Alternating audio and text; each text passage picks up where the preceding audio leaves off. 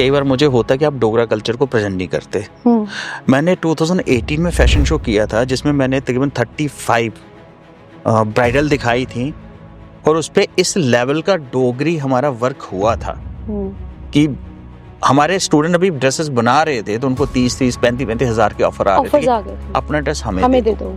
ठीक है, अब क्या है कि हमें क्रिएटिविटी दिखानी है। मैं हर बार सेम चीज नहीं दिखा सकता हूँ। इसके अलावा हमारी एक स्टूडेंट थी जिसके घर में ना बेटी पैदा हुई, बेटा पैदा नहीं हुआ। हस्बैंड ने 3 महीने का, शायद उसकी बच्ची थी 3 या 4 महीने की, तो हस्बैंड ने उसको मारपीट के घर से निकाल दिया। पता नहीं कितने किलोमीटर पैदल चल के तो वो आई। मुझे नाम भी याद है बट मैं अभी आप समझ सकते हैं। ठीक है ना, 6 महीने की ट्रेनिंग ली, आज वो खुद भी काम कर रही है, पढ़ा भी रही है। हाँ बिल्कुल। इन JNK में तो कोई कंपटीटर मेरा है नहीं, राइट। तो इसलिए मुझे उनके साथ अपने आप को कंपेयर करने की जरूरत ही नहीं पड़ती। बिल्कुल सीधी सी बात जानता हूँ, आप एकेडमी चला रहे हो, मेरा स्टूडेंट आपके पास टीचर जा रहा है, तो आप मेरे कंपटीशन में तो कभी आओगे ही नहीं ना। आओगे ही नहीं। अगर आपको फैशन, ब्यूटी और मेकअप इंडस्ट्री के बारे में जानना है, then this podcast is for you. Hello everyone, welcome back to another episode of podcast. आज के पॉडकास्ट में हमने NIST के को फाउंडर्स से बात की है। आज के पॉडकास्ट में हमने ये जाना है कि उन्होंने NIST शुरुआत कैसे की। संजीव कुमार और मंजू जी ने ये इकट्ठे शुरू किया है। कैसी फॉर्मेशन हुई है उसकी, क्या क्या कोर्सेज वो लेके आ रहे हैं या फिर क्या क्या कोर्सेज वहाँ पे पढ़ाए जाते हैं। आज के पॉडकास्ट में हमने उनके स्टूडेंट्स के बारे में बात की है, उनकी कितनी ब्रांचेज हैं। थोड़े ही टाइम में उन्होंने JNK में बहुत फ्लोरिश किया है और JNK में ही नहीं, वो अपनी ब्रांचेस बाहर भी एक्सपैंड कर रहे हैं, कुछ एक्सपैंड कर चुके हैं। आज के पॉडकास्ट में हमने उनके बारे में जाना है। फैशन शोज़ जो जम्मू एंड कश्मीर में सबसे पहले उन्होंने इंट्रोड्यूस किए, तो क्या क्या चैलेंजेस फेस किए, कैसे कैसे फैशन शोज़ होते हैं। फैशन और ब्यूटी को लेके बहुत लोगों में हिचक होती है या फिर टाबू कह सकते हैं, वो रहता है। तो वो उन्होंने कैसे एक्वायर किया है, उसके बारे में बात किया है। उनको क्या क्या अवार्ड्स मिले हैं, फैशन इंडस्ट्री होती क्या है, लड़कियों को एम्प्लॉयमेंट जो सबसे मेन चीज़ है NIST वो प्रोवाइड करता है और वो कैसे प्रोवाइड कर रहे हैं उसके बारे में बात की है। बहुत से एक्सपीरियंसेस उन्होंने अपने पर्सनल शेयर किए हैं। बहुत ही फ्रूटफुल पॉडकास्ट हुआ है। आप प्लीज़ इसको एंड तक देखें। Please please please do share it with your friends, your family. जो लोग इसमें आना चाहते हैं, जो लोग इसमें काम करना चाहते हैं but they don't know how to start, तो ये पॉडकास्ट उनके लिए रहने वाला है। बिना किसी देर किए शुरू करते हैं।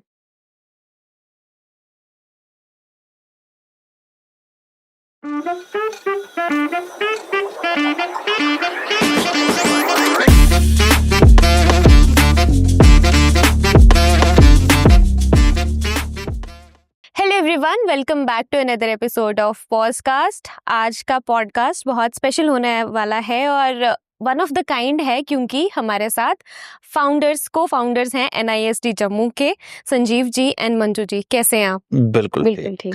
एंड बहुत बहुत शुक्रिया हमें अपने पॉडकास्ट में बुलाने की। Thank you so much. मैं आपको बताना चाहती हूँ कि पहली बार ऐसा हो रहा है कि हम 2 फाउंडर्स को एक साथ पॉडकास्ट में देख रहे हैं। सो हमारे लिए भी कुछ नया एक्सपीरियंस है। Thank you so much for giving that. NIST Jammu का जाना माना नाम है और आप अभी बाहर भी, जम्मू एंड कश्मीर के बाहर भी काम कर रहे हैं। सो पहले तो आपकी जर्नी, आप दोनों की जर्नी कैसे शुरुआत हुई, फिर NIST कैसे डेवलप हुआ, वो बताएं। हाँ, हमारी जर्नी, देखिए जब मैं पढ़ाई कर रहा था उस दौरान बहुत सारी चीज़ें थी। जैसे हमारी फैमिली जो बैकग्राउंड है, मैक्सिमम लोग डिफेंस में है। मैं गांव, रूरल एरिया गांव से बिलोंग करता हूँ, सब लोग डिफेंस में हैं। तो मैंने थोड़ा सा अलग चूज़ किया, मैंने कंप्यूटर सीखा। उसके बाद मुझे ये था कि मुझे अपना बिजनेस करना है। कुछ अपॉर्चुनिटीज़ भी आई कि डिफेंस में अगर जाना हो तो जाइए, बट मैंने कहा नहीं, मुझे अपना बिजनेस ही करना है। और मैं प्राउडली ये चीज़ कहता हूँ कि मेरे पूरे गांव में 500 प्लस फैमिलीज हैं, बट मैं पहला पर्सन हूँ जिसने बिजनेस शुरू किया था पूरे गांव में। ठीक है ना। और 12th किया, उसके बाद कंप्यूटर्स में और ग्रेजुएशन किया कंप्यूटर्स का। तो फिर हमें ये था कि शुरू करना है। और उसमें आपको पता है सबसे इम्पोर्टेंट चीज़ में क्या होता है कि शादी जो होती है बहुत इम्पोर्टेंट पॉइंट होता है कि अगर आपकी शादी ठीक पर्सन से हो जाए तो सब चीज़ें सही चलती हैं। तो हमारी शादी हुई, हमने आपस में डिस्कस किया। तो मैंने उनको बोला, मैं अगर नौकरी बोलोगे तो मैं नहीं करने वाला हूँ, मुझे अपना बिजनेस ही करना है। तो फिर हमने मिल के शुरू किया, एक ब्रांड शुरू किया पहले, जिसमें हम पहले सिर्फ कंप्यूटर्स पढ़ाते थे। फिर धीरे-धीरे कहते हैं ना मार्केट को स्टडी करना, सर्च करना। तो मार्केट स्टडी किया, सर्च किया और उसके बाद हमें लगा कि जे&के में एक स्किल्स का प्रोफेशनल ट्रेनिंग सेंटर नहीं है, या तो पॉलिटेक्निक है या आईटीआई है। तो फिर हमने एनआईएसडी को जो है शुरू करने के बारे में सोचा। ओके मैम, ये कब शुरुआत हुई? ये 2014 में हमने ये स्टार्ट किया था। 15 मार्च 2014। 14 में हाँ, तो उसको सोचा नहीं था कि यहाँ तक पहुँचेंगे, बट ये कि मेहनत बहुत की यहाँ तक पहुँचने के लिए, टाइम लगा। और बस ये एक प्लानिंग भी मान सकते हो आप कि इनकी प्लानिंग बहुत स्ट्रॉन्ग है, हमेशा से रही। Okay okay okay. माना जाता है कि कपल जो फाउंडर्स होते हैं ना, या तो उनका बिजनेस बहुत फ्लोरिश करता है, या तो ठीक ठाक चलता है, या फिर हम मान सकते हैं कि बंद हो जाता है। सो ये साझेदारी कैसे निभरी, और क्या बोल सकते हैं कि क्या खास आपके रिलेशनशिप में है जो आप ये लेके जा रहे हैं? कि हस्बैंड और वाइफ अगर फाउंडर और को फाउंडर हों तो मुझे नहीं लगता कि नहीं चल सकता। बस एक ही चीज़ है, आपको अपनी जिम्मेदारियां बांटनी है। जैसे कि सारा स्ट्रेटजिकल जो है वो सारा मैं देखता हूँ। जो हमारा एजुकेशन का है, जैसे कोई नया कोर्स हमने लॉन्च करना हो, कोई नई जैसे हमने किसी टीचर को नई स्किल सिखानी हो, वो सारा पोर्शन ये देखती हैं। तो ये मेरे काम में नहीं आती, मैं इनके काम में नहीं जाता। बिल्कुल। Okay okay. सो आप बूस्ट करते हैं बस सर को कि ये ऐसा कुछ नया इनोवेशन आना चाहिए? बिल्कुल, बिल्कुल, मैं मेरी तरफ से हमेशा 100% बूस्ट रहता है इनको। और मुझे लगता है ये अपनी फ़ील्ड में बहुत एक्सपर्ट हैं और मैं अपनी फ़ील्ड में एक्सपर्ट हूँ। हाँ, हम एक-दूसरे से डिस्कस करते हैं, सलाह करते हैं, फिर हम उसके बारे में रिसर्च करते हैं, उसके बारे में सोचते हैं, फिर हम उस चीज़ को आगे बढ़ाते हैं। Okay okay. एनआईएसडी कितने लोगों से शुरुआत थी और कहाँ तक पहुंचा है अब? जब हमने शुरुआत की थी तो सिर्फ हम 2 लोग थे। मैं था और ये था, हमने शुरू किया था। और एनआईएसडी जब शुरू हुआ था तो तब हम फैशन डिजाइनिंग और ब्यूटी एंड मेकअप की ट्रेनिंग नहीं करवाते थे। ओके। सॉरी, तब हम कंप्यूटर्स ट्रेनिंग, शॉर्ट हैंड का ट्रेनिंग करवाते थे। फिर जैसे मैंने कहा, मार्केट सर्च किया तो मार्केट में हमें लगा कि जे&के में ना वुमेन्स के लिए कुछ नहीं था। अगर आज तो बहुत सारी अपॉर्चुनिटीज़ हैं हमारे यहाँ फीमेल्स के लिए। बच्चियाँ मॉडलिंग कर रही हैं, आज बच्चियाँ जो हैं वो मेकअप आर्टिस्ट के अकॉर्डिंग सेटल हैं, डिज़ाइनर हैं। आप पॉडकास्ट पे आए हो, फैमिली ने अलाउड किया। जब हम थे, मैं बात कर रहा हूँ 2010, 2011-12 की ना, उस वक्त सिर्फ एक ही चीज़ था, बच्चों पढ़ो, स्पेशली फॉर द गर्ल्स। आप पढ़ो, ग्रेजुएशन करो, पोस्ट ग्रेजुएशन करो, और उसके बाद क्या, कुछ नहीं, शादी करो बच्चे, या फिर गवर्नमेंट जॉब देखो। अब अगर यूनिवर्सिटी से हर साल 10,000 बच्चा पास हो रहा है तो गवर्नमेंट जॉब ही 15 है, वो कहाँ जाएगा? तो वो एक ऐसा लूप होल्स था। अगर हम बात करते हैं तो फैशन डिजाइनिंग सीखने का, तो फैशन डिजाइनिंग कोई नहीं था। वो बोलते थे कि भाई ऐसा सिलाई सेंटर जाना है, सिलाई का काम सीख लो। बिल्कुल, हाँ वो तो है। ठीक है ना। तो फिर हमने सोचा प्रोफेशनली इसको शुरू करें। और मेरे लिए जो प्लस पॉइंट ये था कि मंजू जी जो हैं मेरी वाइफ, ये already 3 year fashion designing diploma holder थी। उनका एक्सपीरियंस का उनका एक्सपीरियंस वो होता ना कि हमें शुरू में किसी को हायर नहीं करना पड़ा। फिर हमने अपना शुरू किया, और साथ ही में ये था कि मेकअप की ट्रेनिंग जो कि आल अदर स्टेट्स में बहुत अच्छी फ्लरिश थी, बहुत बड़े-बड़े इंस्टीट्यूट थे, बहुत बच्चे बहुत आगे जा रहे थे। जम्मू में था ही नहीं कोई। फिर वही है कि किसी पार्लर जाके तो आप सीख लो, और उन्होंने किसी और पार्लर वाले से सीखा है। जो भी नई टेक्नोलॉजीज बाहर हैं, नई जो टेक्निक्स है, वो जम्मू में थे ही नहीं। प्रोफेशनलिज्म नहीं था। प्रोफेशनलिज्म नहीं था। तो फिर उसमें भी हमने जो है 2 बच्चे थे हमारे। एक बेटा मेरा उस वक़्त 2 साल का था, बेटी मेरी जो थी वो 7 साल की थी। तो फिर इनको हमने जम्मू से बाहर ट्रेनिंग के लिए भेजा फॉर द 6 मंथ। तो इन्होंने जाके प्रोफ़ेशनल ट्रेनिंग ली, बच्चों को फिर घर में मैं सँभाला। हाँ, मुझे फ़ायदा हो गया, मुझे खाना-वाना बनाना आ गया सब। हाँ, वो तो है, वो तो है। मेरे ख्याल से जम्मू में आप पहले हैं जिन्होंने फैशन शो का कॉन्सेप्ट लाया है। आई गेस 2016 में आपने लाया था, जो कि बहुत बोल्ड मूव था। जम्मू एंड कश्मीर में ऐसा कुछ होता नहीं है। अभी भी हम देख रहे हैं बहुत कम फैशन शोज़ हो रहे हैं। सो उसके पीछे क्या माइंडसेट था? आपको लगा नहीं कि यहाँ नहीं करना चाहिए, कहीं और करना चाहिए जहाँ पे ज़्यादा पॉपुलेशन है या फिर ज़्यादा फ्लरिश हो सकता है? फैशन शोज़ का ऐसा है ना कि जैसे मैंने उस वक़्त कहा जब हमने शुरू किया, फैशन डिज़ाइनिंग की ट्रेनिंग को माना जाता है सिलाई सेंटर की ट्रेनिंग, और मेकअप और हेयर की ट्रेनिंग को माना जाता था बार्बर का काम। कई बार जो हमारे स्टूडेंट्स थी, जो शुरू में हमारी स्टूडेंट थी, वो बोलती थी हमारे घर वाले या रिलेटिव बोल रहे हैं कि नया काम सिखाई दो, ਇਹਦਾ क्या फ़ायदा तुगी? इसी नहीं करो, आगे जाओ, पढ़ाई पढ़ाई करो साढ़े कोल। तो वो चीज़ को बदलना है। अब कॉन्सेप्ट ऐसे तो बदलेगा नहीं, आपको कुछ ना कुछ बोल्ड मूव लेना पड़ेगा। तो 2016 में हमने डिसाइड किया कि हम जो बच्चे हमारे काम कर रहे हैं, उसको सबको दिखाएँगे, बट सबसे पहले उनके पेरेंट्स को दिखाएँगे। आज भी मेरी वही रूटीन है, जो मेरा फैशन शो होता है, उसमें हम सिर्फ़ अपने स्टूडेंट्स के पेरेंट्स को ही बुलाते हैं। कोई बाहर से नहीं, बाहर से ऑडियंस हम नहीं लेते हैं, ना कोई स्पॉन्सर्स लेते हैं। हम पेरेंट्स को ही बुलाते हैं, और जब पेरेंट स्टेज पे अपने बच्चे को वॉक करता हुआ देख, पहले तो हम क्या करते थे, हमारे स्टूडेंट ही ड्रेस बनाते थे, वही ड्रेस वियर भी करते थे, ओके। तो उनको ही एज़ ए मॉडल प्रेज़ेंट करते थे।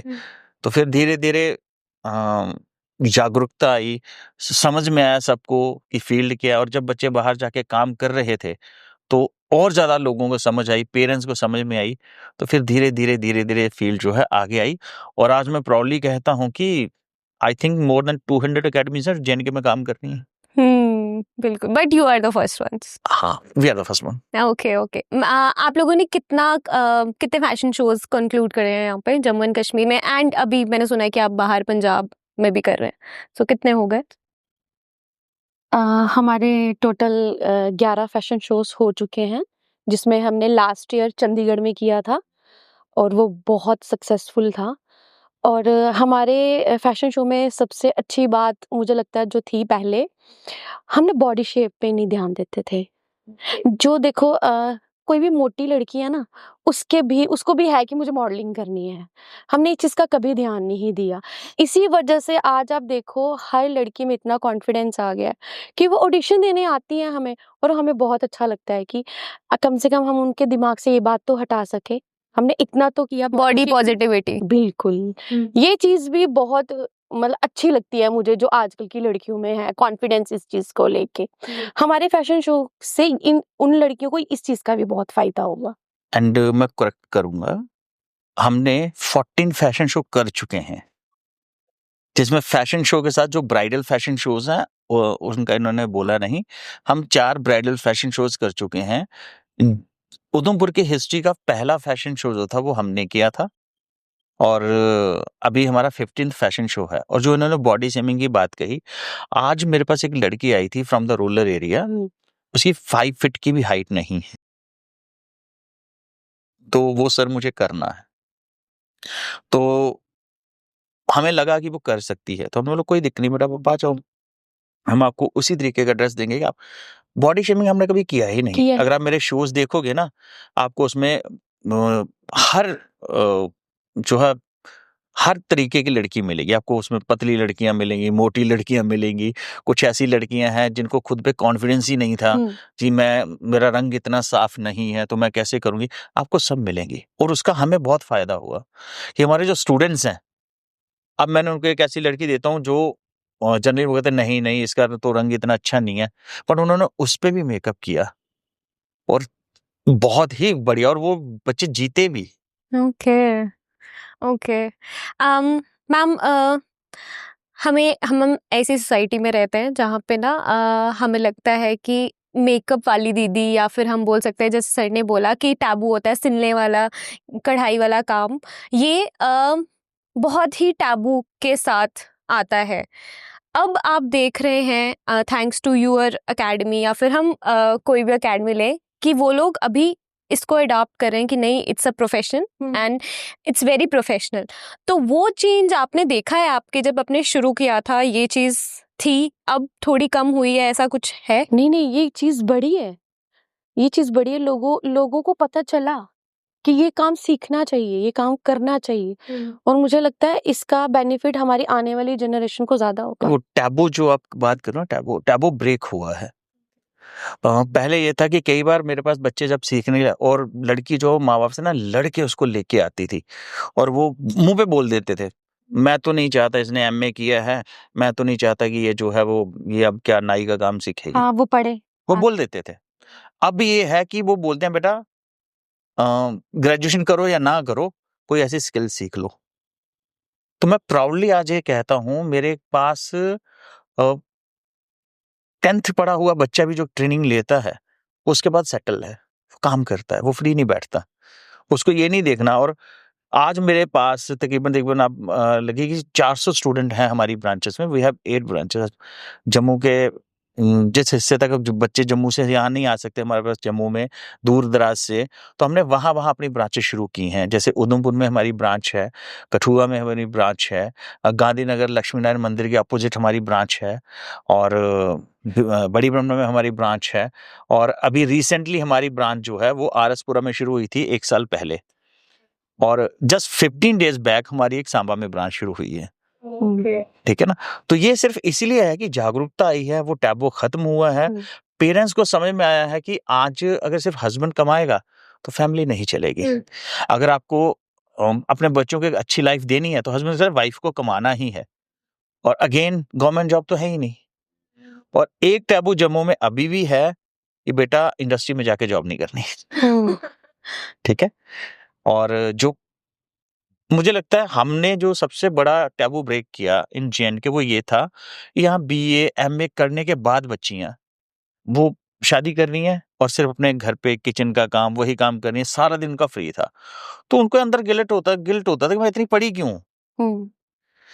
अब जब वो बच्चे हमारे पास आते हैं, हमसे ट्रेनिंग लेते हैं, आज मेरे पास तकरीबन 70% जो स्टूडेंट्स आती हैं वो मैरिड है। बिल्कुल। और सोचो, वो टैबू की जो आप बात करो, अब उनको हस्बैंड उनको भेज रहे हैं, जाओ सीखो, तो जाके अपना जो है कुछ काम करिए। और वो जब सीखने के बाद खुद पैसे कमाती हैं और जो प्राउड फील उनकी आंखों में होता है, वही हमारी सक्सेस है। बिल्कुल। और मैक्सिमम मैरिड है। ज्यादा अभी मेरे मैरिड पास सीखने आती हैं। मैक्सिमम मैरिड लेडीज है। उनको ये कि अब हमें कुछ करना है। आप बिलीव नहीं करोगे, मेरे पास एक लेडी आई थी, उनकी खुद की बेटी 20 साल की थी। उसकी बेटी ने उसकी एडमिशन करवाई हमारे पास, और वो अपना सैलून चला रही हैं कि मम्मा आप कुछ करो, और आज वो बहुत अच्छा सैलून चला रही हैं। तो ऐसी स्टोरीज सुन के आपको कैसा लगता है? देखिए, मुझे ये लगता है कि जो भी हमने शुरू किया था वो राइट डायरेक्शन में जा रहा है, क्योंकि हमारे पास कुछ ऐसे बच्चे भी आए हैं जो बहुत मुश्किल हालातों में थे, घर के हालात बहुत अच्छे नहीं थे, पर जब उन्होंने ट्रेनिंग लिया और आज वो काम कर रहे हैं, खुद को भी संभाल रहे हैं और अपनी फैमिली को भी सपोर्ट कर रहे हैं। संभाल रहे हैं, राइट। आज जैसे आपने स्टोरी की बात की, तो मैं बताता हूँ, मेरे पास एक फादर आए थे जिनका खुद का 20-25 साल से सैलून था। हाँ। तो उन्होंने बोला कि ये मेरा बेटा है, मेरे सैलून में तो इसको इंटरेस्ट है नहीं, तो मैं ये आपके पास छोड़ रहा हूँ, आप इसको सिखाओ, वरना ये सारा दिन फ्रेंड्स के साथ घूमता है, कभी ये कभी वो करता है। ठीक है ना? तो हमने इसको ट्रेनिंग दिया। ट्रेनिंग के दौरान खैर डांट भी उसको बड़ी पड़ी। तो आज वो लड़का एक सैलून में मैनेजर है। हमारे पास तो ऐसी बहुत सी स्टोरीज हैं, इतनी स्टोरीज है कि यहाँ हम बता भी नहीं पाएंगे वो। बहुत स्टोरीज हैं।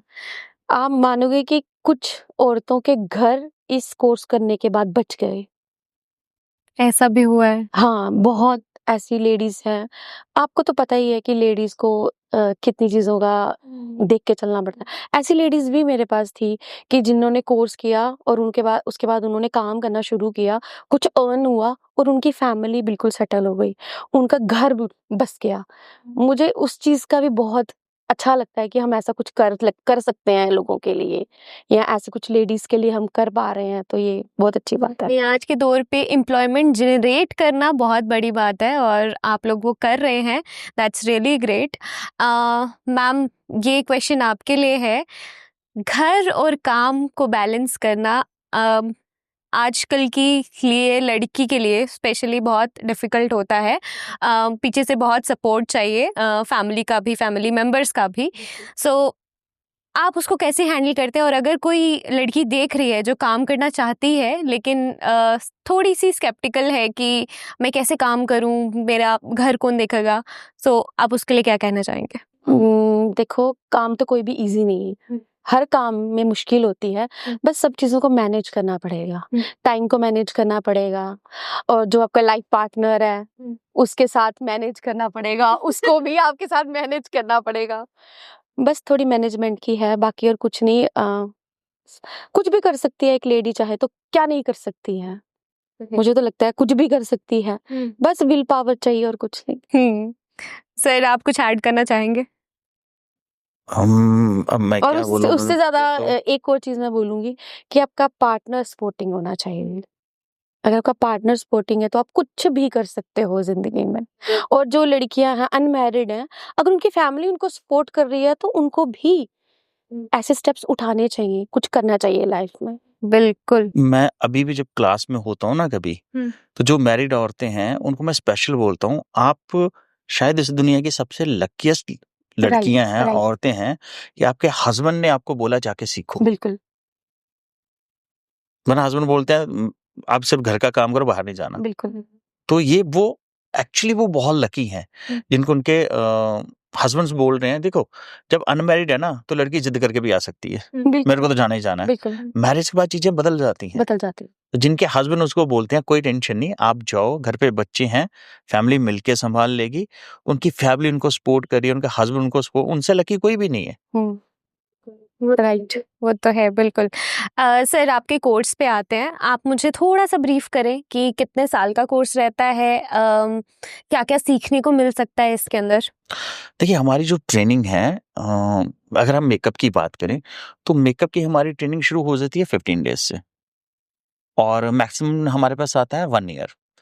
ये डिपेंड करता है कि बच्चे ने क्या-क्या सीखना है। कुछ बच्चे ऐसे हैं जिनको सिर्फ नेल्स एक्सटेंशन का ही ट्रेनिंग करना है, तो वो आपका 40-45 डेज़ में खत्म हो जाता है। कुछ बच्चे ऐसे होते हैं जिनको अपना सैलून खोलना है और उनको सब चीज़ें सीखनी है, वो तकरीबन 1 ईयर तक ट्रेनिंग चाहता है, ठीक है ना? और मेन ये है कि हमारे पास जो भी बच्चा ट्रेनिंग के लिए आता है, उसको सबसे बड़ा बेनिफिट ये होता है कि उसको कोई भी प्रोडक्ट खुद परचेज़ नहीं करना। हम जो फीस चार्ज करते हैं उसी फीस में उनको वो सारा प्रोडक्ट भी हमारी तरफ से ही होता है। नॉट इवन कि आप यही चीज़ ले आओ, कुछ नहीं उनको लाना, सारा प्रोडक्ट हम देते हैं। फिर आता है हमारा फैशन डिजाइनिंग का। फैशन डिजाइनिंग में ना अलग-अलग कोर्सेस आते हैं। ये भी बच्चे पे डिपेंड करता है कि बच्चे ने क्या सीखना है। कुछ बच्चे जिनको सिर्फ इलस्ट्रेशन सीखनी है, उनको सिर्फ ड्राइंग करना सीखना है, डिजाइनिंग के अकॉर्डिंग उनको ज़्यादा नहीं सीखना, तो उनके लिए एक अलग कोर्स है। कुछ बच्चे ऐसे हैं जो जैसे मैंने कहा मैरिड, ज़्यादातर मैरिड औरतों के पास ज़्यादा लंबा टाइम नहीं होता, तो उनको जी स्टिचिंग और कटिंग करना सीखना है। अब स्टिचिंग कटिंग में भी बेसिक्स है, एडवांस्ड है, आप क्या सीखना चाहते हो? तो कटिंग एंड टेलरिंग के जो हमारे कोर्सेज़ हैं, फैशन डिजाइनिंग के जो कोर्सेज़ हैं, वो 6 मंथ से लेकर के 3 months, 6 month, 1 year and 2 year की ड्यूरेशंस में आते हैं। बट ये टोटली अप टू यू कि आपको क्या सीखना है। क्या सर? डिजाइनिंग, ड्रेसिंग, इलस्ट्रेशंस या और कोई चीज़ आप सीखना चाहते हैं, तो उसी के अकॉर्डिंग कोर्स डिज़ाइन होते हैं। आप तो सब कुछ सिखा रहे हो। देखिए ना, अगर आप किसी फील्ड में जाओ, तो आपके पास उसका प्रॉपर डिटेल हो, आपके पास फैकल्टी प्रॉपर ट्रेनिंग हो। हम टाइम टू टाइम अपने फैकल्टी को भी ट्रेनिंग करते हैं ताकि अपडेशन रहें। नए कोर्सेज़ हम लॉन्च करते हैं, जैसे अभी थोड़े दिनों बाद it may be possible mid जनवरी में हम लोग एक नया कोर्स शुरू करने वाले हैं, तो जो और ज़्यादा बेनिफिशियल है। तो अगर आज की बात करें तो हर 15 दिन में ट्रेंड चेंज हो जाता है।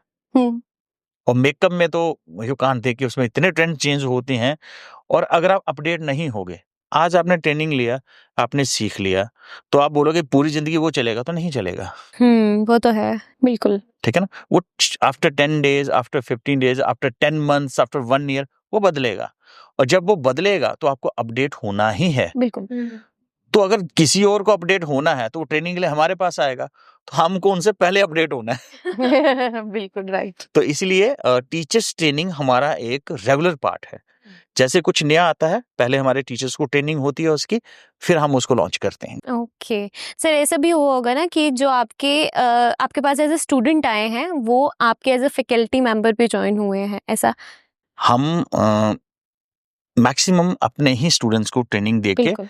तो जॉब देते हैं। हम ऐसा नहीं, क्योंकि एक्चुअली मैं ट्रस्ट नहीं करता हूँ बहुत सारी चीज़ों पे। तो जो हमारा स्टूडेंट है उसको हमारा सिलेबस पता है, वे ऑफ टीचिंग पता है, और आज तो JNK में बहुत सारी एकेडमीज हैं जिनमें हमारे ही स्टूडेंट जो है एज ए टीचर जॉब कर रहे हैं, और बहुत सारे बच्चे हमारे ऐसे जिन्होंने खुद एकेडमीज खोली हुई हैं, ऑल ओवर JNK की मैं बात कर रहा हूँ। तो वो एक सही चीज़ भी होती है, और दूसरा वहीं से आपका पता चलता है कि आपने एक स्टूडेंट को पढ़ाया, आप खुद ही उसको अपने इंस्टीट्यूट में टीचर नहीं लगा सकते हो, फिर आपने क्या पढ़ाया? हाँ एग्जैक्टली। क्वालिटी की जहां तक हम बात करते हैं, अगर मैंने अपने स्टूडेंट को पढ़ाया है और उसको मैं एज ए फैकल्टी भी अपने पास रख रहा हूँ, और दूसरे बच्चे भी उससे पढ़ के खुश हैं, तभी तो हम ढंग से सिखा रहे हैं ना। बिल्कुल बिल्कुल। Sir, coming to the point, जैसे आपने बोला कि आपके बच्चे ही दूसरी एकेडमीज में भी हैं, how do you differentiate NIST to rest of the academies? जरूरत ही नहीं है। वो जरूरत तब पड़ती है जब ये हो कि मैं समझूं ये मेरा कंपटीटर, वो मेरा कोई है। हाँ, इन JNK बिल्कुल। में तो कोई कंपटीटर मेरा है नहीं, राइट। तो इसलिए मुझे उनके साथ अपने आप को कंपेयर करने की जरूरत ही नहीं पड़ती। बिल्कुल सीधी सी बात जानता हूँ, आप एकेडमी चला रहे हो, मेरा स्टूडेंट आपके पास टीचर जा रहा है, तो आप मेरे कंपटीशन में तो कभी आओगे ही नहीं ना। आओगे ही नहीं। बहुत अच्छा माइंडसेट है सर आपका। ओके सर, आपने जैसे बोला कि आप एक तरह से रोजगार भी जनरेट करते हैं। कोई ऐसा केस अभी तक आपके थ्रू आउट लाइफ आपने ऐसे देखा है जो आपको शायद बहुत एंड तक याद रहेगा, और आपको लगेगा, आपको उसको सुन के ऐसा लगा कि नहीं, I have done my job till now? ऐसा एक केस तो तब का भी था जब आप हमारे फैशन शो में आए थे। आपको पता होगा उस फैशन शो में ना, जो हमारा ब्लैक एंड व्हाइट राउंड था, उसमें जो मेड्यूसा लुक थी, जिस लड़की ने वो लुक बनाई थी, उसके ना हस्बैंड नहीं थे, राइट। बच्चे थे, पर वो उसके भाइयों ने उसको वो ट्रेनिंग करवाया था, तो बड़ी मुश्किल से उसने वो ट्रेनिंग किया था, और वो फर्स्ट प्राइज विनर थी। उसके गांव से एक मैटेडोर आई थी, बैंड बाजा ढोल के साथ। ओके, वहीं पे विराज सरोवर के बाहर ही, और वो डोल बैंड बाजा बारात के साथ समझो कि वहां आए थे। उनका उन्होंने स्वागत किया, और वो अपनी बहन को लेके गए थे, और वो लड़की आज बहुत अच्छा काम कर रही है। ये एक छोटी सी है। इसके अलावा हमारी एक स्टूडेंट थी जिसके घर में ना बेटी पैदा हुई, बेटा पैदा नहीं हुआ। हस्बैंड ने 3 महीने का, शायद उसकी बच्ची थी 3 या 4 महीने की, तो हस्बैंड ने उसको मारपीट के घर से निकाल दिया। पता नहीं कितने किलोमीटर पैदल चल के तो वो आई। मुझे नाम भी याद है, बट मैं अभी, आप समझ सकते हैं, ठीक है ना। 6 महीने की ट्रेनिंग ली, आज वो खुद भी काम कर रही है, पढ़ा भी रही है। हाँ बिल्कुल। मैंने आपको बताया ना, इतनी स्टोरीज है कि हम यहाँ खत्म ही नहीं कर पाएंगे। बिल्कुल बिल्कुल। अभी हमने सुना है कि आपका फैशन शो भी आ रहा है, अब उसके बारे में थोड़ा सा बताएं। जैसे मैंने पहले कहा, फैशन शो का हमारा मेन जो था वो ये था कि जम्मू के बच्चों को आगे लेके जाएं। फिर हमने पहले हमारे स्टूडेंट ड्रेस बनाते थे और पहनते थे, फिर हमने चेंज किया कि ऑडिशंस लेना शुरू किया कि जो दूसरी लड़कियां जो जुड़ना चाहती हैं हमारे साथ उनको जोड़ें। तो आज तकरीबन हम 400-500 ऐसी लड़कियां हैं जिनके ऑडिशंस कर चुके हैं और जिनको अपने शो में मौका दे चुके हैं। जब लास्ट ईयर हमने चंडीगढ़ में फैशन शो किया था, which is a very very successful fashion show, उसमें 150 लड़कियां जम्मू से गई थी। Okay, as a model. तो जब मैंने वहाँ का देखा, वहाँ का सेटअप एंड ऑल दैट, तो मुझे लगा ऐसा ही कोई ग्रैंड शो जम्मू में भी हमें प्लान करना चाहिए। तो इस साल 12 दिसंबर को होटल रेडिसन ब्लू में हमारा फैशन शो है, जिसके ऑडिशंस अभी चल रहे हैं। नेक्स्ट मंथ से उसकी प्रैक्टिस वगैरह शुरू हो जाएगी और वो जेएनके का अब तक का सबसे बड़ा फैशन शो होगा, जिसमें तकरीबन 80 प्लस मॉडल्स पार्टिसिपेट करेंगी और उसका पर्टिकुलर थीम है शादी का घर। एंड अगेन यहाँ से आपको पता चलेगा कि हम वुमेन्स को कितना सीरियसली लेते हैं। शादी का घर बट फ्रॉम द दुल्हन साइड, दुल्हन साइड। Oh okay. जिसमें वो सारे वो जो ड्रेसेस है ना, वो आपके इवेंट बेसिस हैं। बिल्कुल। ये जैसा आपकी एंगेजमेंट हुई हाँ, मैरिज तब से लेके बारात तक के जो फंक्शंस हैं उनके बेस पे ड्रेसेस हैं। बिल्कुल। तो ये कंसेप्चुअलाइज शोज करते हैं हम, ऐसा नहीं है रैंडम कुछ भी दिखा दो, आप वेस्टर्न बना लो, आप इंडियन बना लो, नहीं। हमने जितने भी आज तक फैशन शो किए हैं वो सारे कंसेप्चुअल बेस्ड हैं और रेपिटेशन नहीं। इतने क्रिएटिव चीजें हम करवा चुके हैं। जस्ट फॉर एन एग्जांपल, आप प्लाईवुड को यूज करते हो बेड बनाने में, दरवाजे वगैरह बनाने में, हमने प्लाईवुड का ड्रेस बनवाया है। अभी जस्ट हमने कॉफी ली बोन चाइना क्रॉकरी में, ठीक है ना, हमने बोन चाइना क्रॉकरी का भी ड्रेस बनाया है। तो मेरा मानना है फैशन जाने का मतलब ये है, मैं आपको कुछ भी दे दूं, बिल्कुल, आप उसको एक ड्रेस की शेप दे सको। तो इस बार का फैशन शो होपफुली आप सबका रहा तो काफी बढ़िया रहेगा, क्योंकि हमारी टीम काफी प्रोफेशनली काम करती है और मेरा जो स्टाफ है वो बहुत डेडिकेटेड है। आज अगर हम यहाँ आपके साथ बैठे हुए हैं तो हमारी बैक एंड में हमारा जो स्टाफ ही है, ही इज डूइंग वेरी। बिल्कुल बिल्कुल बिल्कुल। मैम, फैशन शो को लेके ना लोगों के माइंड में मिक्स फीलिंग्स हैं। फैशन शो को हम इसको मॉडर्नाइज भी की तरह भी लेते हैं लोग, और इसको थोड़ा जैसे मैंने अगेन पहले बोला कि थोड़ा टैबू की तरह भी लेते हैं कि फैशन शो हो रहा है, पता नहीं कैसा होगा, कैसे लोग आएंगे, कैसे कपड़े पहनेंगे। तो आपने कभी वो वैसा फैक्टर फेस किया है? हाँ, बहुत बार, बहुत बार, हमेशा। और मुझे लगता है कि शायद कहीं न कहीं यहाँ के लोग अभी भी उस चीज़ को पता नहीं क्या समझते हैं, मुझे नहीं पता उनके माइंड में क्या चीज़ वो सेट है, बट ऐसा कुछ नहीं है। फैशन शो हम अच्छा भी ले सकते हैं उसको। देखिए मैं आपको बताता हूँ एक्चुअली प्रॉब्लम कहाँ पे जाके आती है। कई बार मुझे होता है कि आप डोगरा कल्चर को प्रेजेंट नहीं करते। मैंने 2018 में फैशन शो किया था जिसमें मैंने तकरीबन 35 ब्राइडल दिखाई थी और उस पे इस लेवल का डोगरी हमारा वर्क हुआ था कि हमारे स्टूडेंट अभी ड्रेसेस बना रहे थे तो उनको 30-30, 35-35 हजार के ऑफर आ रहे थे, अपना ड्रेस हमें दे दो। ठीक है, अब क्या है कि हमें क्रिएटिविटी दिखानी है। मैं हर बार सेम चीज नहीं दिखा सकता हूँ। आप मेरे शोज उठा के देखो, रिपीटेशन होता ही नहीं है, होगा भी तो आपको 5-6 साल के बाद मिलेगा, ठीक है ना। और उसके बाद आता है कि जो ऑडियंस फैशन शो देखती है, अब पता नहीं अब सही है कि नहीं है, मे बी जो हमारे पेरेंट्स हैं या जो हमारे ब्रदर सिस्टर हैं, वो जब फैशन शो लगाते हैं तो उनको फैशन शो अलग टाइप के दिखते हैं।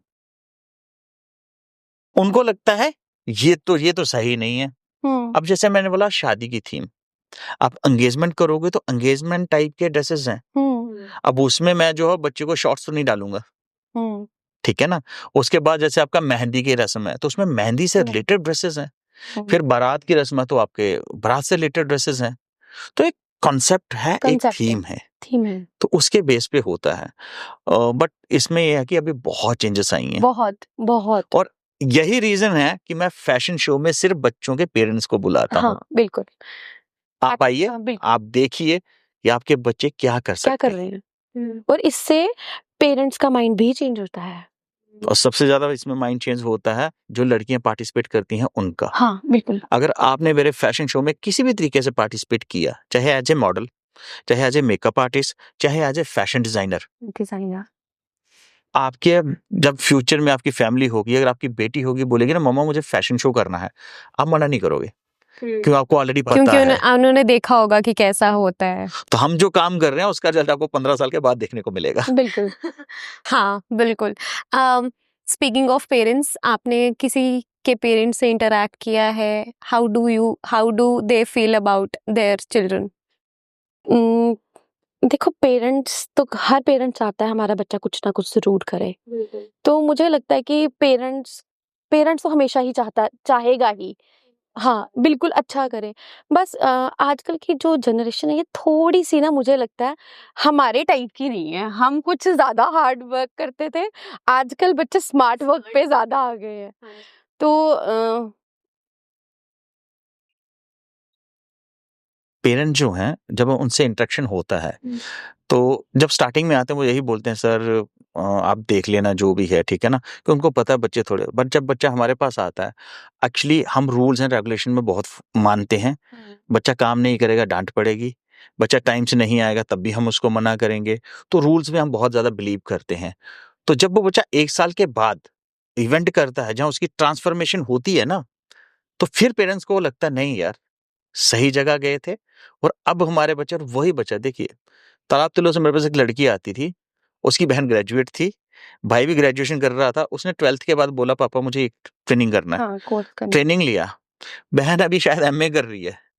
उसने काम शुरू कर दिया, अपने पैसों से उसने मोबाइल भी खरीदा, अपने फादर को भी अभी सपोर्ट कर रही है, तो दे फील प्राउड। दूसरे बेचारे अभी पढ़ ही रहे हैं। सॉरी, ये केवल नेगेटिव हो जाता है, बट ये है कि वो 12th के बाद अर्न करना शुरू हो गई है। और मे बी मैं थोड़ा अलग साउंड करूं, मेरा मानना है, सिंपल सी चीज है मेरी थ्योरी, एक लड़की अगर उसने एमए किया है और आज उसकी आप शादी करते हो, उसकी वैल्यू क्या है? और दूसरा, जब आप उसकी शादी करोगे तो फिर पेरेंट्स को होता है कोई नौकरी वाला रिश्ता मिल जाए, हम वहां शादी कर दें। अब सोचो, वही लड़की अगर 50,000 रुपये महीना कमाती है, तो क्या चीजें बदलेंगी नहीं? सब बदल जाएगा। इसीलिए मैं मानता हूँ हर लड़की को कमाना चाहिए। फिर उस रिश्ते से लेके उसका लाइफस्टाइल ही चेंज हो जाएगा।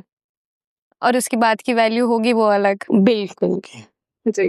अभी देखिए ना, हमारी एक ब्रांच खुली है यहाँ आरसपुरा में। उस लड़की ने शायद पहले हमारे पास उसने काम किया था, शादी के बाद उसने जो है शादी से पहले ब्रांच खोल ली थी। शादी के बाद उसको किसी ने ये चीज नहीं बोली है कि तुम काम पे नहीं जाओगी, क्योंकि उनको पहले ही पता ये काम कर रही है, जाएगी। बट सोचो, अगर वही चीज वो शादी के बाद करती, पहली बात तो बिजनेस शुरू ही नहीं कर पाती, शुरू करने में उसको 1 साल लग जाता, और उसके बाद भी दिक्कतें आती। सेम हमारी जो उधमपुर में ब्रांच के ऑनर हैं, वो भी अभी अनमैरिड हैं। अभी अब ये है कि एनआईएसडी की ब्रांच का आपको बेनिफिट क्या होता है। अब देखिए, उन्होंने उधमपुर में ब्रांच ली थी और जीजा साला दोनों ने मिलके ब्रांच ली थी हमारी वो, ठीक है ना? आज वो इतना अर्न कर रहा है कि अपने सारे खर्चे उठाता है, सब सेविंग करता है, अभी गाड़ी भी ली उन्होंने। तो अभी सांबा में जो हमारी ब्रांच खुली है, वो भी अनमैरिड है अनमैरिड है। और वो भी बहुत अच्छा काम कर रही है। वो भी हमारे पास 3 साल टीचर थी। तो चीजें बदलती हैं। जब आप सेम चीज है, अगर आप पैसा कमाते हो ना, तो आपकी बात की वैल्यू भी होती है। वैल्यू हो जाती है। बिल्कुल। अनमैरिड लोगों, काम करना शुरू कर दो। सर, कोई ऐसी चीज जो आप आने वाले टाइम पे बदलेंगे, या फिर आपको लगता है कि मुझे थोड़ा सा करेक्ट करना है to benefit you also and to the society also? मैं एक सरप्राइज प्लान कर रहा हूँ अपने स्टूडेंट्स के लिए और बाकी सबके लिए, शायद पूरे जम्मू के लिए ही। इस साल अगर वो हो पाया तो इट मे बी, अगर हुआ तो that is also good for all. But इसके बाद we are planning a fashion show in Jammu, in Mumbai. Okay. तो अगर वो फैशन शो अगले 2 साल में, मेरा प्लान है कि मुंबई में जाके फैशन शो करें। उस फैशन शो में हमारी जो प्रीवियस मॉडल्स हैं, हम उन्हीं को लेंगे। ऐसा नहीं मैं मुंबई में जाऊंगा, मुंबई की मॉडल लूंगा, नहीं, मैं यहाँ की मॉडल लूंगा। अगर वो एग्रेड होती है वहां जाने के लिए, ठीक है ना, तो वो मुझे लगता है मेरे लिए भी एक बहुत बड़ा मूव होगा, और स्टूडेंट्स के लिए और हमारी जम्मू की लड़कियों के लिए तो और बड़ा मूव होगा। बिल्कुल। चंडीगढ़ में फैशन शो करके जितने बच्चे आए थे, उनको बहुत चीजें पता चलती हैं। अब जो मुंबई में जाएंगे तो उनको उससे भी ज्यादा चीजें पता चलेंगी। और हमारे फैशन शो का इम्पैक्ट ये है कि आज 60-70% लड़कियां जो जेएनके में काम कर रही हैं, वो हमारे शो से कहीं ना कहीं से निकली हैं। हमारे शो की मॉडल जेएनके में बहुत सारे हमारे ऐसे ब्रांड्स हैं जिनकी होर्डिंग्स पे रही हैं। क्योंकि एनआईएसडी आपको अ, एक सिक्योरिटी देता है, एक ट्रस्ट देता है। मैंने कहा मैंने 4000 से ज़्यादा स्टूडेंट पढ़ाई हैं। 500-600 तो मॉडल्स हमारे यहाँ काम कर चुकी हैं। But when they come to us, जब वो हमारे यहाँ होती हैं, उनको एक प्रॉपर सिक्योरिटी है। हमारे बहुत सारे ऐसे बच्चे हैं जो 10 बजे की क्लास है, बट दूर से आते हैं, गाड़ी उनको सुबह 8:30 बजे पहुँचा देती है। बिल्कुल ऐसा कभी नहीं होगा कि जब वो 8:30 बजे पहुँचे, तो उनको ऑफ़िस बंद मिलेगा। बंद मिलेगा। ऑफ़िस उनको हमेशा खुला मिलेगा। बिल्कुल, अगर हमें एक स्टूडेंट्स के लिए भी खोलना पड़ता है, तो हम एक स्टूडेंट के लिए भी खोलते हैं। देखिए, आप मेरी खुद की 18 साल की बेटी है, तो मेरे लिए जो सबसे इम्पोर्टेंट चीज़ है, इस ऑल ओवर दुनिया में, वो आता है security for a girl. Girls अगर आपके प्रेमिसेस में कोई लड़की आ रही है, उसको 1 सेकंड के लिए भी अनसिक्योर फ़ील ही नहीं होना चाहिए। बिल्कुल। और ऐसा कभी होगा भी नहीं और ऐसा कभी हुआ भी नहीं। Okay, okay, okay. सर, आप कोई ऐसी चीज़ रिग्रेट करते हैं कि शायद मुझे जम्मू में नहीं करना चाहिए था? कभी कोई ऐसा इंसिडेंट हुआ है कि बहुत सारी हैं, गिनवा दो। ऐसी बहुत सारी चीज़ें हैं। जस्ट फॉर एन एग्ज़ाम्पल कि कुछ ऐसे डिसीज़न्स होते हैं, जो आप सोचते हो ऐसा करना इसको ऐसे करना चाहिए था, ठीक है ना? आप उस टाइम पे वो कर नहीं पाते। जस्ट फॉर एन एग्ज़ाम्पल मैं 2019 या 18 में चंडीगढ़ में अपनी ब्रांच शुरू करना चाहता था, but due to some reason मैं कर नहीं पाया। अभी हमने वो ब्रांच लास्ट ईयर शुरू की है। तो अब प्राउड भी है, रिग्रेट है कि 19 में नहीं कर सके, बट अभी प्राउड है कि we are the first institute of J and K जो जे.एंड.के में शुरू हुआ है और जे.एंड.के से बाहर जिसकी ब्रांच है।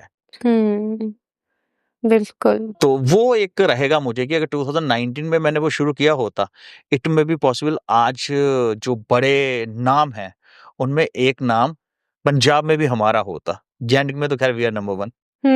वो तो है, वो तो है। सर, आप लोग बाहर भी ट्रैवल करके आए हो, आपने बाहर के भी फैशन शोज देखे या फिर इंडस्ट्री का एक्सपोजर है, जैसे मैम ने भी शादी से पहले काम किया हुआ था, एक्सपोजर लिया हुआ था। कोई ऐसी चीज़ें जो आपको फील होती हैं जम्मू में नहीं है और क्यों नहीं हो पा रही है या फिर चेंज नहीं हुआ है अभी तक? इसमें फिर वही होता है कि आंसर ऐसा हो जाता है ना, जिसमें बाद में प्रॉब्लम्स हो जाती हैं। मैं इसमें कसूर मानता हूँ जम्मू के यूथ का। हमारे पेरेंट्स जिन्होंने लखनपुर कभी क्रॉस नहीं किया, उनको आप मुंबई समझाओगे तो कैसे समझेंगे? नहीं समझेंगे, ठीक है ना? उनको आपको उस तरीके से चीज़ें बतानी पड़ेंगी। दूसरा, आज अगर मैं जम्मू में किसी पर्सन को जाके बोलता हूँ ना, जो मेरा है, it may be I am wrong, सारे वैसे नहीं होंगे, बट ज़्यादातर लोगों को जब हम बोलते हैं ना, भई आपको मैं 25,000 सैलरी दे दूँगा, चंडीगढ़ में मेरी ब्रांच है, आप वहाँ जाके जॉब टीचिंग करो। मना कर देंगे। सबसे पहले मना करेंगे उनके पेरेंट्स। पेरेंट्स को भरोसा ही नहीं है मेरा बच्चा बाहर जाके कुछ कर सकता है। ट्राई करके देखना कभी, ठीक है ना?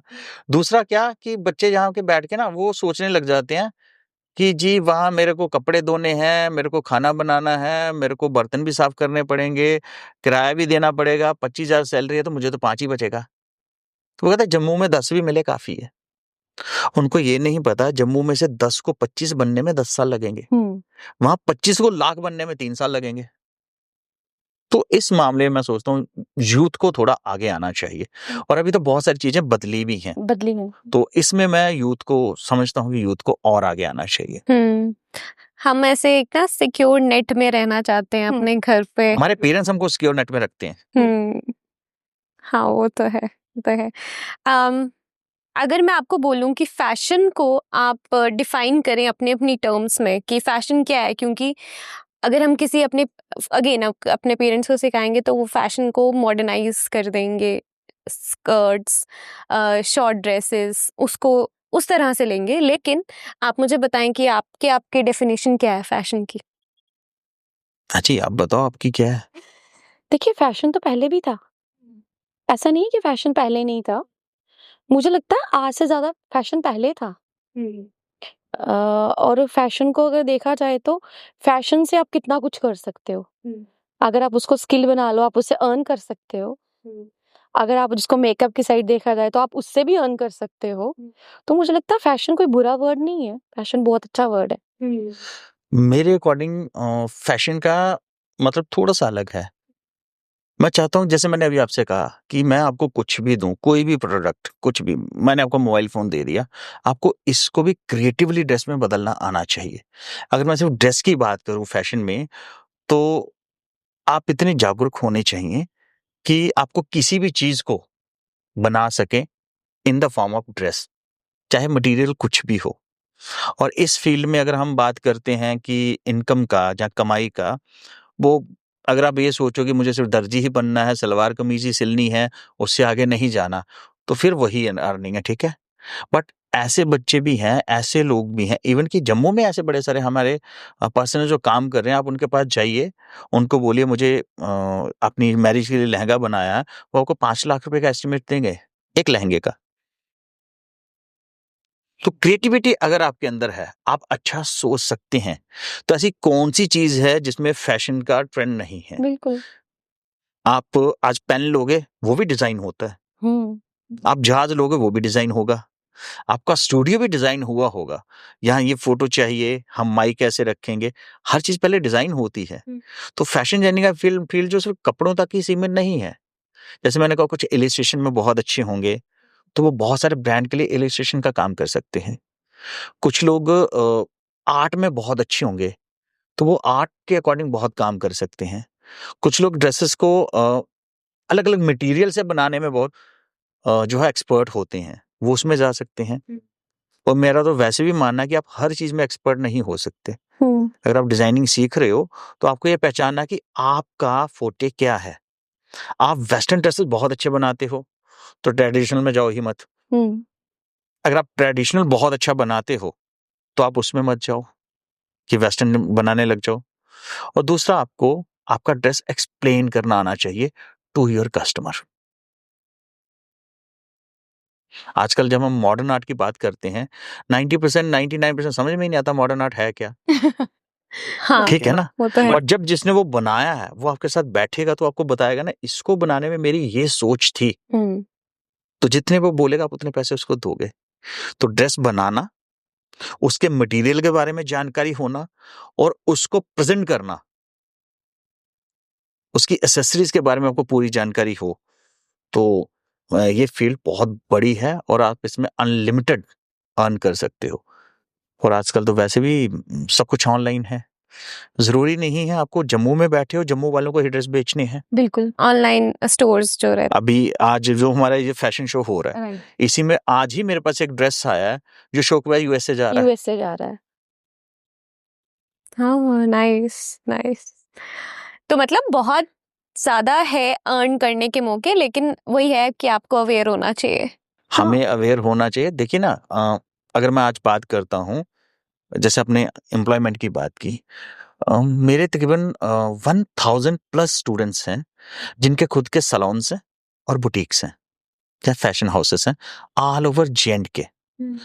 तो अगर हर किसी ने अपने साथ 2 लोग भी रखे हैं, तो 3000 लोगों को एम्प्लॉयमेंट मिला है। बिल्कुल। ठीक है ना। और मुझे नहीं लगता कि 1 साल के अंदर गवर्नमेंट 3000 लोगों को अपॉइंट कर पाती है। हाँ, वो तो जैसा है। चल रहा है अभी, ठीक है ना। तो वो सब बहुत ही अच्छी, और प्राउडली कहता हूँ कि आज आप जम्मू में जो बहुत अच्छे से मेकअप आर्टिस्ट का नाम लेंगे ना, उनमें से 5 में से 2 मेरे स्टूडेंट ही होंगे।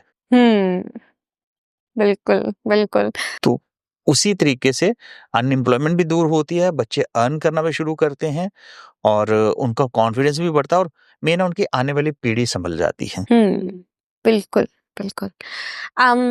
सर, ये तो पॉजिटिव पॉजिटिव चीज़ों की बात होगी, but we would like to discuss negatives also. How do you handle failures? कुछ ना कुछ तो मतलब हर किसी की जर्नी में कुछ ना कुछ डाउनफॉल रहता है। आप उदास हो गए, या फिर आपको लगता है कि यार नहीं करना चाहिए था, नहीं चल रहा है, जो मैं सोच रहा हूँ वो हो नहीं रहा है। So how do you handle that? Starting with you sir. Failure को एक्सेप्ट कर लेते हैं हम। बिल्कुल, लोग फेलियर एक्सेप्ट नहीं कर नहीं पाते, करते हैं।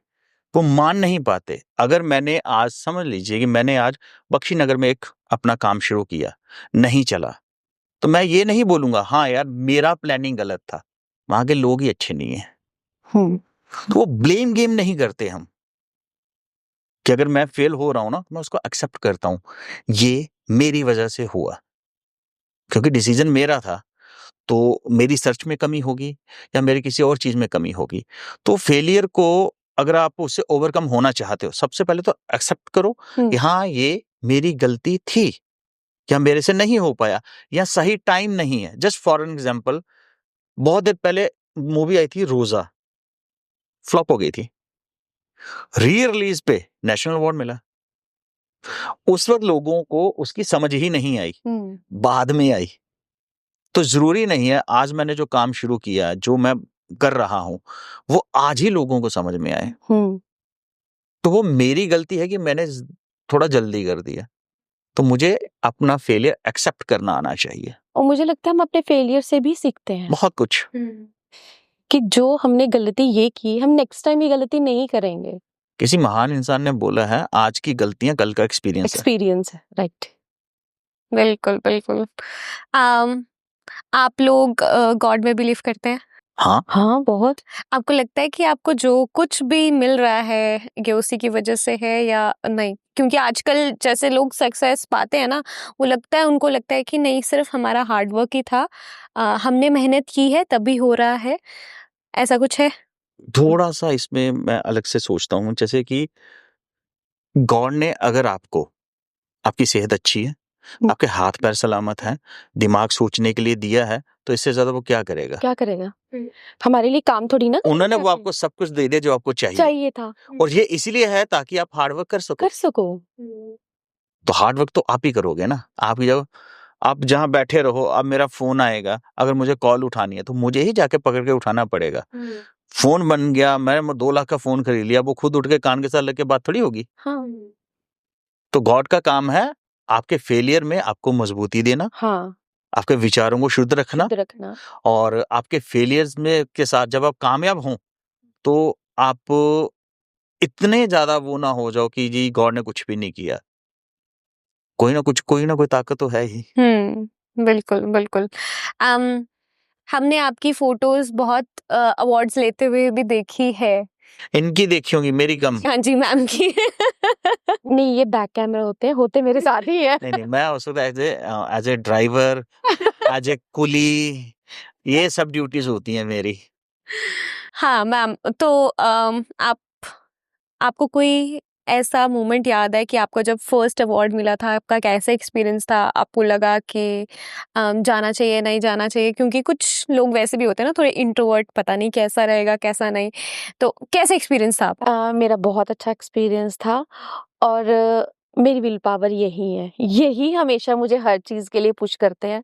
और एक बार मैं सोचती हूँ, हो जाएगा क्या? हाँ, हो जाएगा। अगर इन्होंने बोल दिया ना हो जाएगा, तो फिर मुझे लगता है डेफिनेटली हो ही जाएगा। मेरी विल पावर यही है और यही मुझे हमेशा हर चीज के लिए पुश करते हैं और वो होता भी है।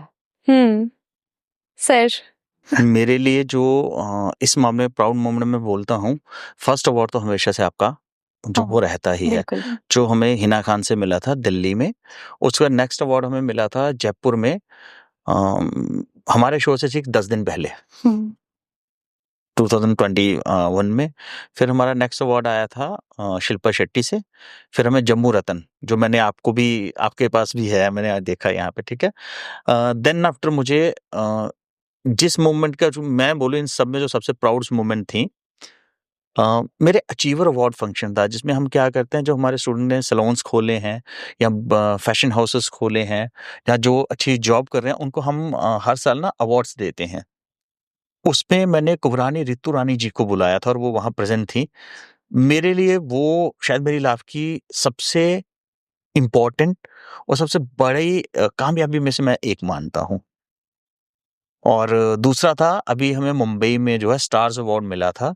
हमने स्टेज, सारा अली खान से वो हमें अवार्ड मिला था, तो हमने स्टेज शेयर की थी विद लेजेंड्स अनुपम खेर, शेखर सुमन और भी बड़े सारे जो सेलिब्रिटीज थे उनके साथ।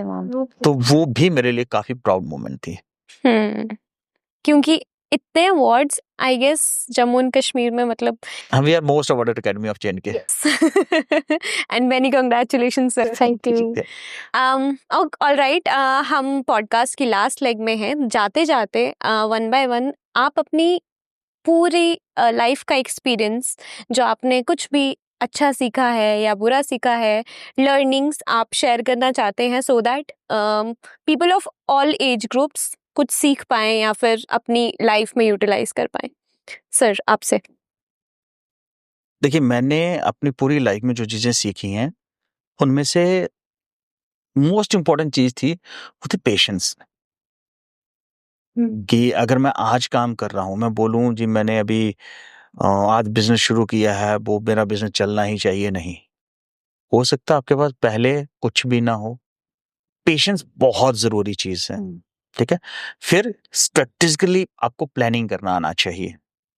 आपको मार्केट की नॉलेज होनी चाहिए और कुछ करने का जज़्बा तो है ही है। और जब आपने कुछ करना है, तो फिर आपको सैक्रिफाइस करना पड़ता है। बहुत सारी चीज़ों का। सबसे पहला सैक्रिफाइस उसमें होता है नींद का। दूसरा सैक्रिफाइस आता है आपका भूख का। तीसरा सैक्रिफाइस आता है जो काम आप बचपन से सबसे ज़्यादा प्यार मुझे यही करना, हो सकता है वो आपको करने को मिले ही ना। तो अगर आप ये सब कुछ करने को तैयार हो, तो कोई भी आपको सक्सेसफुल होने से रोक नहीं सकता। सक्सेस आपके पास आएगी ही आएगी। मैम, आपकी लाइफ का कोई एक्सपीरियंस जो आप शेयर करना चाहते हैं, लर्निंग आपने कोई इस थ्रू आउट जर्नी में सीखे, और आप तो एज अ वुमन भी बता सकते। हाँ, मैंने सबसे ज़्यादा सैक्रिफाइस किया है अपने बच्चों के बचपन के मोमेंट्स। मैंने वो कुछ नहीं देखे। मतलब पता ही नहीं चला वो कब पैदा हुए और कब बड़े हो गए। हम तो एक अलग ही जर्नी पे चल रहे थे। मैं वो चीज़ें बहुत मिस करती हूँ अब। मुझे लगता है कि वो मुझे नहीं मिस करने चाहिए थे। बट लाइफ में अगर कुछ पाना है, कुछ हमारी ख्वाहिशें हैं, उसको पूरा करने के लिए कुछ चीज़ें तो छोड़नी पड़ती हैं ना। तो मैंने वो चीज़ें बहुत मिस की है अपनी। ओके, और आपको लगता है कि वर्थ इट थे क्योंकि हाँ, राइट, बिल्कुल वर्थ इट है। आने वाले टाइम पे मेरे बच्चों को वो सब चीज़ें फेस नहीं करनी पड़ेंगी जो हम दोनों ने की। वो उनको नहीं करनी पड़ेंगी।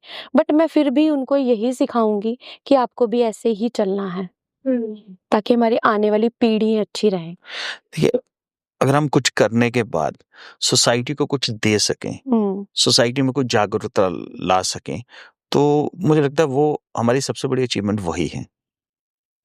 कि आज ट्रेंड चेंज हो रहा है, पेरेंट्स बच्चों को फैशन शोज़ के लिए एनकरेज कर रहे हैं, मेकअप आर्टिस्ट प्राउडली लिखते हैं, हम मेकअप आर्टिस्ट हैं, फैशन डिज़ाइनर प्राउडली लिख रहे हैं, हम फैशन डिज़ाइनर हैं, जो कि आज से 15 साल पहले था ही नहीं। तो मुझे लगता है अगर उसमें हमारा इतना सा भी योगदान है, तो हमने जो सोचा था, जो कर रहे हैं, वो सक्सेस हो गया। बिल्कुल, बिल्कुल। सर, जाते-जाते NIST के फ्यूचर प्लान्स अगर आप बता सकते हैं, इफ अगर कुछ सीक्रेट है तो? देखिए, इन बिटवीन 1 ईयर हम जम्मू में थोड़ा और एक्सपेंशन करेंगे और 2027 और 28 में हमारा मुंबई का फैशन शो का प्लान है और इसी के साथ हम पंजाब में और हिमाचल में थोड़े और एक्सपेंशन पे काम कर रहे हैं। तो होपफुली आने वाले 5 ईयर तक हम कुछ और चीज़ें हैं जो अचीव करेंगे और थोड़े और बड़े लेवल पे करने की सोच रहे हैं। बिल्कुल, बिल्कुल। Alright sir, thank you so much ma'am. बहुत सारी चीज़ें जो मुझे नहीं पता थी फैशन इंडस्ट्री के बारे में या फिर मेकअप इंडस्ट्री के बारे में, वो आपके थ्रू पता चली। And wish you all the best आपके जो फैशन शो होने वाला है उसके लिए। Thank you. And I hope वो जम्मू के लिए या फिर जम्मू कश्मीर के लिए एक प्राउड मोमेंट हो। Thank you very much. Alright, तो ये थे हमारे साथ NIST के फाउंडर्स। आई होप आपको ये पॉडकास्ट अच्छा लगा है। आपको कैसा भी लगा, please do give your feedback in the comment section. Please share it with your friends, your family and specially for the women जो लोग इसमें आना चाहते हैं, जो इसमें काम करना चाहते हैं और अपना थोड़ा नाम बढ़ाना चाहते हैं। Please subscribe to our channel. Please like this video, do comment, and we will see you in the next one.